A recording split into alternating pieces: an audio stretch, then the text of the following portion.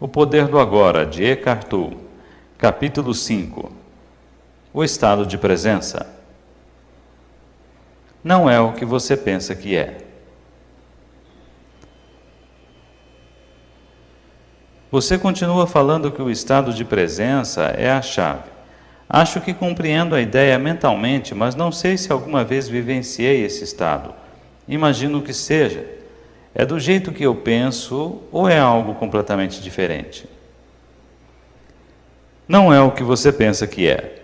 Não podemos pensar sobre a presença, nem a mente pode entendê-la. Compreender a presença é estar presente. Faça uma experiência rápida. Feche os olhos e diga para você mesmo: imagino qual será o meu próximo pensamento. Depois fique bem alerta e espere pelo próximo pensamento. Haja como um gato espreitando o buraco do rato. Que pensamento será que vai sair do buraco do rato? Experimente já. E aí? Tive de esperar bastante tempo até que surgisse um pensamento. Exatamente. Enquanto estamos num estado de presença intensa, estamos livres do pensamento. Estamos quietos, embora estejamos alerta. No instante em que a consciência desce abaixo de um certo nível, os pensamentos surgem aos borbotões. O ruído mental volta a aparecer e perdemos a serenidade. Estamos de volta ao tempo. Para testar o grau de presença, alguns mestres Zen tornaram-se conhecidos por se aproximarem dos alunos por trás e, de súbito, atingi-los com um bastão. Que susto! Se o aluno estivesse totalmente presente e em estado de alerta, se tivesse mantido o seu lombo cingido e sua lamparina acesa, que é uma das analogias de que Jesus se utiliza para falar da presença, o aluno teria percebido o mestre se aproximar e o teria imobilizado ou se desviado para o lado. Mas se o aluno fosse atingido, isso significaria que estava mergulhado em seus pensamentos, o que quer dizer ausente, inconsciente. Para nos mantermos presentes no dia a dia, ajuda muito a estarmos profundamente enraizados dentro de nós. Do contrário, a mente, que tem um impulso inacreditável, nos arrastará com ela como um rio caudaloso. O que você quer dizer com enraizados dentro de nós? Significa ocupar o corpo completamente, ter sempre a atenção concentrada no campo energético interior do corpo, sentir o corpo bem lá no fundo, como se diz. A consciência do corpo nos mantém presentes. Ela nos dá uma base firme no agora. Veja o capítulo 6. O sentido esotérico de espera. Num certo sentido, o estado de presença poderia ser comparado à espera. Jesus empregou a analogia de espera em muitas de suas parábolas. Não se trata do costumeiro tipo de espera, tediosa ou agitada, que é uma negação do presente e sobre a qual já comentei. Não é uma espera na qual a atenção fica focalizada em algum ponto do futuro e o presente é percebido como um obstáculo indesejável que nos impede de alcançar o que desejamos. Existe um tipo de espera que requer uma prontidão total.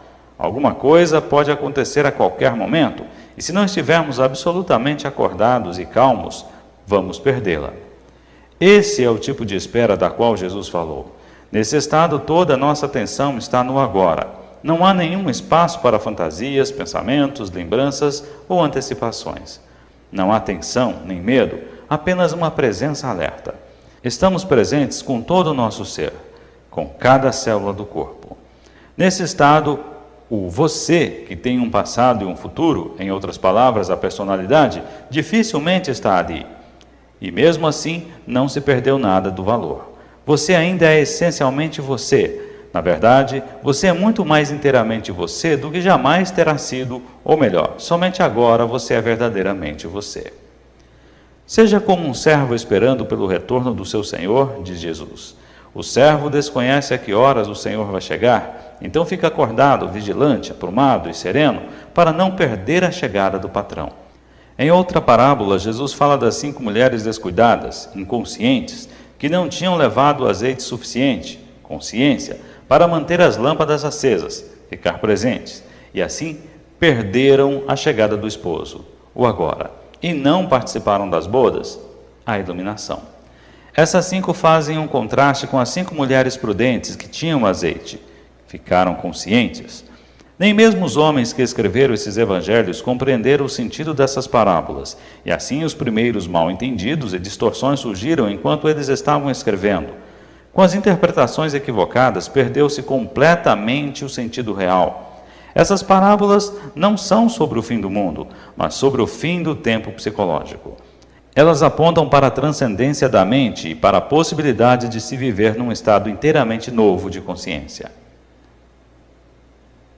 A beleza nasce da serenidade da sua presença. O que você acabou de descrever é algo que acontece comigo ocasionalmente, por breves momentos quando estou em meio à natureza. Sim, os mestres Zen usam a palavra satori para descrever um momento de insight, um momento de mente vazia e presença total. Embora a satori não seja uma transformação duradoura, agradeça quando ela surgir, porque terá uma amostra de iluminação. Isso já pode ter acontecido muitas vezes sem que você soubesse o que significava e como era importante. A presença é necessária para tornarmos conscientes da beleza, da majestade, do aspecto sagrado da natureza. Você alguma vez contemplou o espaço infinito em uma noite clara, estarrecido por sua calma absoluta e incrível vastidão? Já escutou de verdade o som de um riacho numa montanha na floresta? Ou o som de um melro ao cair da tarde em um tranquilo dia de verão? Para perceber tudo isso, a mente tem que estar serena. Você tem de se despojar por um momento da sua bagagem pessoal de problemas, do passado e do futuro, e também do seu conhecimento. Do contrário, você olhará, mas não verá, ouvirá, mas não escutará. Estar totalmente presente é fundamental. Existe algo mais sobre a beleza das formas externas, algo que não pode ser nomeado, que é inefável, uma essência profunda, interna e sagrada. Onde quer que exista a beleza, essa essência interior brilhará de alguma forma. Ela só se revela quando estamos presentes. Será possível que essa essência sem nome e a sua presença sejam coisas idênticas e uma só coisa? Será que a essência estaria lá sem a sua presença? Vá fundo nisso e descubra por si mesmo. Quando você vivenciou esses momentos de presença, provavelmente não percebeu que por breves instantes esteve em um estado de mente vazia. Isso aconteceu porque o espaço entre esses estados e o fluxo de pensamentos era muito estreito. O seu satori pode ter demorado só uns segundos antes que a mente surgisse, mas ele esteve lá. Do contrário, você não teria vivenciado a beleza. A mente não pode reconhecer nem criar a beleza. Por alguns segundos, enquanto você esteve completamente presente, aquela beleza ou algo sagrado esteve lá. O pequeno espaço, sua falta de vigilância e a falha no estado de alerta impediram que você visse a diferença fundamental entre a percepção, a consciência da beleza sem pensamento e a nomeação e a interpretação disso como um pensamento. O espaço de tempo foi tão pequeno que pareceu ser um simples processo. No entanto, a verdade é que no momento em que o pensamento surgiu, tudo o que lhe restou foi uma lembrança dele. Quanto maior for o espaço entre a percepção e o pensamento, mais profundos seremos como seres humanos, ou seja, mais conscientes estaremos. Muitas pessoas estão tão aprisionadas em suas mentes que a beleza da natureza não existe para elas. Podem dizer que flor linda, mas é apenas um rótulo mental mecânico. Como elas não estão serenas, não estão presentes, não veem a flor de fato, não sentem a sua essência, do mesmo modo que não conhecem a si mesmas, não sentem a sua própria essência interior sagrada. Como vivemos em uma cultura dominada pela mente, a maior parte da arte moderna, da arquitetura, da música e da literatura é desprovida de beleza, de essência interior, com raras exceções. A razão é que as pessoas que criam essas obras não conseguem livrá-las de suas mentes, nem mesmo por um momento. Portanto, nunca estão em contato com aquele lugar interior onde se originaram a verdadeira criatividade e a beleza. A mente pode criar monstruosidades, e não só nas galerias de arte. Olhe para as nossas paisagens urbanas, terrenos baldios em zonas industriais. Nenhuma civilização jamais produziu tanta feiura. Vivenciando a consciência pura. Presença é o mesmo que ser? Quando tomamos consciência do ser, o que de fato acontece é que o ser se torna consciente de si mesmo. Quando o ser toma consciência de si mesmo, isso é presença. Como o ser, a consciência e a vida são sinônimos. Podemos dizer que a presença significa a consciência se tornando consciente de si mesma, ou a vida tomando consciência de si mesma. Mas não se apegue às palavras e não se esforce para entendê-las. Não há nada que você precise entender antes de conseguir se tornar presente. Compreendo o que você acabou de dizer, mas isso parece implicar que o ser, a realidade transcendental definitiva, ainda não está completo e que está passando por um processo de desenvolvimento. Será que Deus precisa de tempo para um crescimento pessoal? Sim, mas somente se visto da perspectiva limitada do universo manifesto. Na Bíblia, Deus declara: Eu sou o Alfa e o Ômega, eu sou aquele que está vivo. No reino eterno em que Deus habita, que também é a nossa casa, o começo e o fim, o Alfa e o Ômega, são uma unidade, e a essência de todas as coisas que existem e existirão estão eternamente presentes na forma de um estado não manifesto de unidade e perfeição, totalmente além de qualquer coisa que a mente humana possa vir a imaginar ou compreender. Entretanto, em nosso mundo de formas aparentemente separadas, a perfeição eterna é um conceito muito difícil de imaginarmos. Aqui, até mesmo a consciência, que é a luz emanando da fonte eterna, parece estar sujeita a um processo de desenvolvimento, mas isso se deve à nossa percepção limitada. Não é isso que acontece em termos absolutos. Ainda assim, vou continuar a falar por um momento a respeito da evolução da consciência em nosso mundo. Todas as coisas que existem têm um ser, têm uma essência divina, têm algum grau de consciência. Até mesmo uma pedra tem uma consciência rudimentar. Do contrário, não existiria e seus átomos e moléculas se dissipariam. Tudo está vivo. O sol, a terra, as plantas, os animais, as pessoas, todos são expressões da consciência em níveis variáveis, a consciência se manifestando como forma. O universo desponta quando a consciência toma um corpo e uma forma, formas abstratas e formas materiais. Olhe para os milhões de formas de vida só neste planeta. No mar, na terra, no ar. Em seguida, como cada forma de vida se reproduz milhões de vezes. Com que propósito? Será que alguma coisa ou alguém está jogando um jogo com a forma? Isso é o que os antigos profetas da Índia se perguntavam. Viam o mundo como lila, uma espécie de jogo divino jogado por Deus.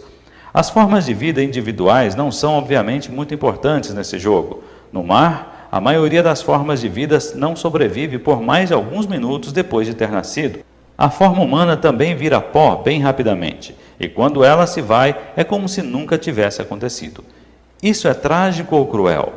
Só se criarmos uma identidade separada para cada forma e esquecermos que a consciência de cada uma é a expressão da essência divina através da forma. Mas você não sabe de verdade essas coisas até que vivencie a sua própria essência divina como pura consciência.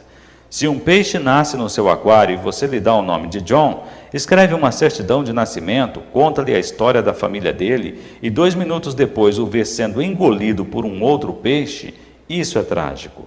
Mas só é trágico porque você projetou um eu interior separado, onde não havia nenhum.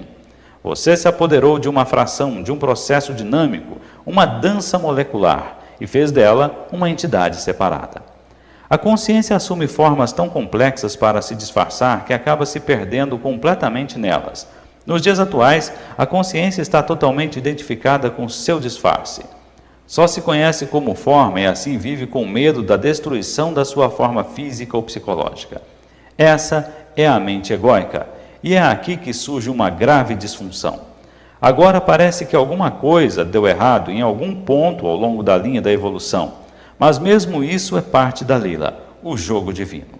Por fim, a pressão do sofrimento criado por essa aparente disfunção obriga a consciência a se desidentificar da forma e faz despertar do sonho da forma.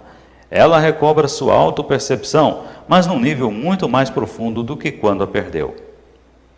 Esse processo é explicado por Jesus na parábola do filho pródigo, que deixa a casa paterna, esbanja sua fortuna, vira um mendigo e então é forçado por suas provações a voltar para casa. Ao chegar, seu pai o ama mais do que antes. O estado do filho é o mesmo que anteriormente, ainda que não seja o mesmo. Tem agora uma dimensão adicional de profundidade. A parábola descreve uma trajetória a partir de uma perfeição inconsciente, passa por uma aparente imperfeição e demonismo até chegar a uma perfeição consciente.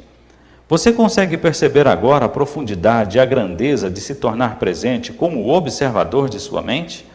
Sempre que observamos a mente, livramos a consciência das formas da mente, criando aquilo que chamamos o observador ou a testemunha.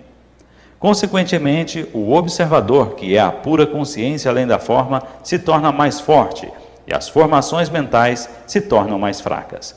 Quando falamos sobre observar a mente, estamos personalizando um fato de verdadeiro significado cósmico, porque através de você, a consciência está despertando do seu sonho de identificação com a forma e se retirando da forma. Isso é o prenúncio e também parte de um acontecimento que provavelmente ainda está num futuro distante, no que diz respeito ao tempo cronológico. Esse acontecimento é conhecido como o fim do mundo. Quando a consciência se liberta da sua identificação com as formas física e mental, torna-se o que podemos chamar de consciência pura ou iluminada, ou presença. Isso já aconteceu com alguns indivíduos e parece que está destinado a acontecer em breve em uma escala muito maior, embora não haja garantia absoluta de que vá acontecer.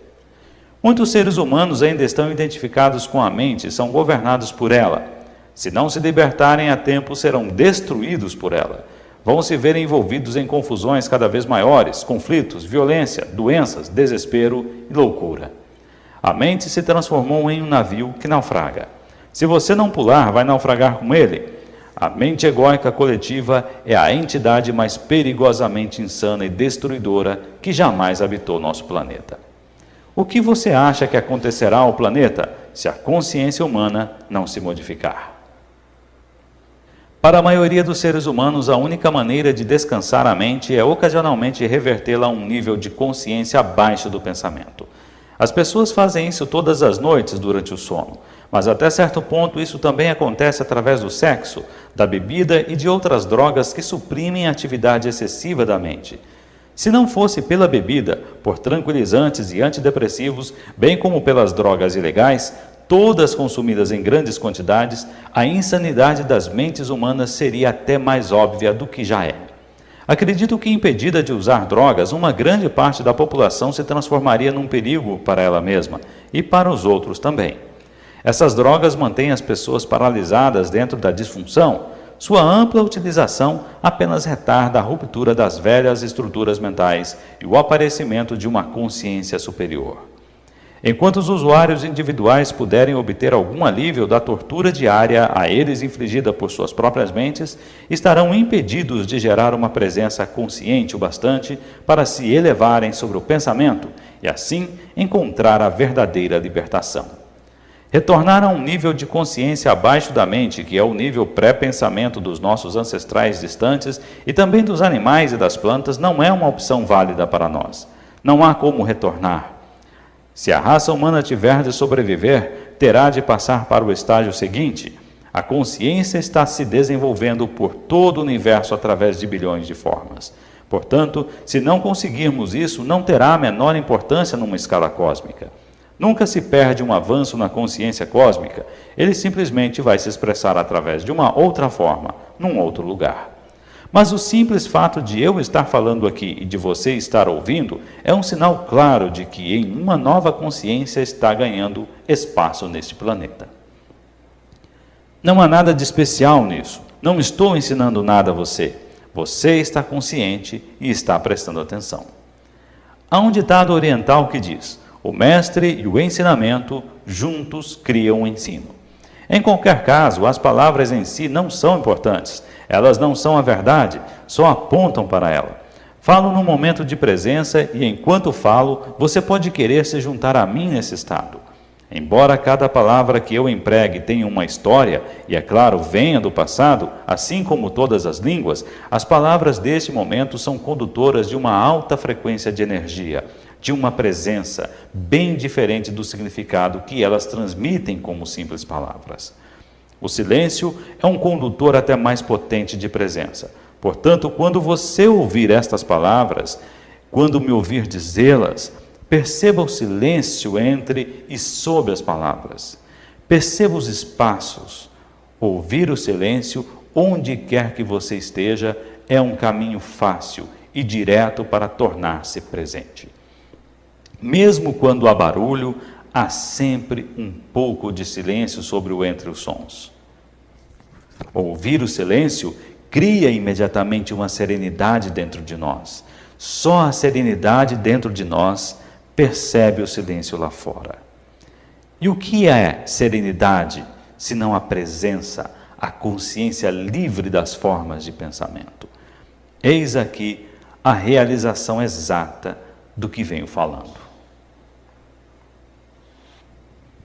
Cristo, a realidade da sua divina presença. Não se apegue a uma única palavra.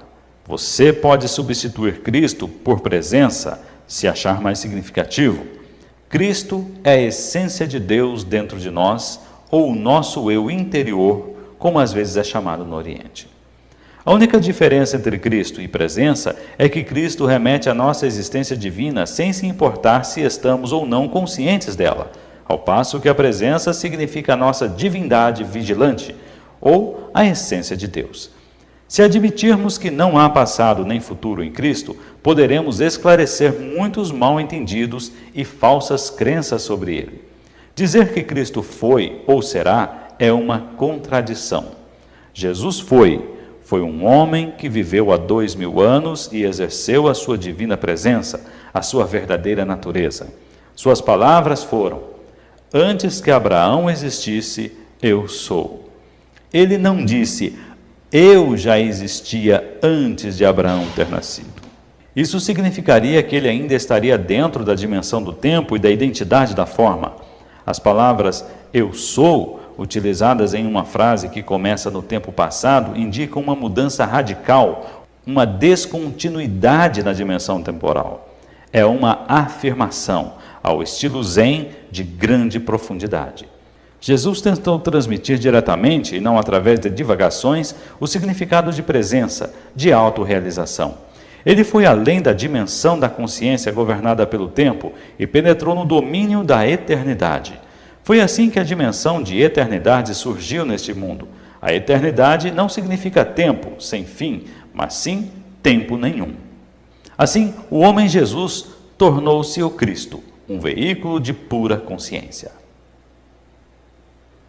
A segunda vinda do Cristo é uma transformação da consciência humana, uma mudança de tempo para a presença, do pensamento para a consciência pura e não a chegada de algum homem ou de alguma mulher.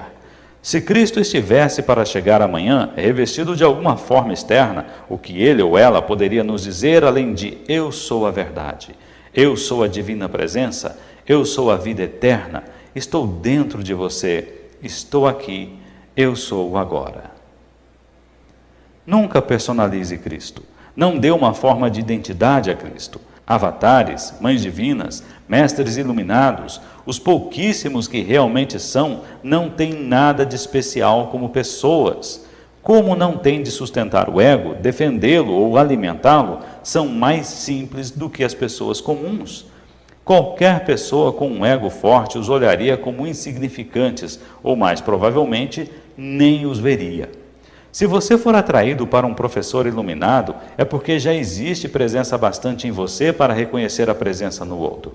Houve muitas pessoas que não reconheceram Jesus ou Buda, assim como há, e sempre haverá, pessoas que são levadas a falsos professores. Egos são atraídos por grandes egos. A escuridão não consegue reconhecer a luz. Portanto, não acredite que a luz está fora de você ou que ela só pode vir através de uma forma específica. Se só o seu mestre for a encarnação de Deus, quem é você então? Qualquer espécie de exclusividade é uma identificação com a forma, e a identificação com a forma significa o ego, não importa quão bem disfarçado ele esteja. Utilize a presença do mestre para ver um reflexo da sua própria identidade por trás do nome e da forma, e para se tornar mais intensamente presente. Em pouco tempo você verá que não existe nenhum meu ou seu na presença. A presença é única. O trabalho em grupo também pode ser de grande utilidade para intensificar a luz da nossa presença. Um grupo de pessoas atingindo juntas um estado de presença gera um campo de energia de grande intensidade. Isso não só aumenta o estado de presença de cada membro do grupo, mas também ajuda a libertar a consciência coletiva humana do seu estado normal de dominação da mente. Essa prática vai tornar o estado de presença cada vez mais acessível às pessoas. Entretanto, a menos que um membro do grupo já esteja firmemente estabelecido na presença e consiga sustentar a frequência de energia desse estado, a mente pode facilmente voltar a dominar e sabotar os esforços do grupo. Embora o trabalho em grupo seja valioso, ele não é o bastante e você não deve depender dele, nem de um professor ou de um mestre, exceto durante o período de transição, quando você está aprendendo o significado e a prática da presença. Fim do capítulo 5.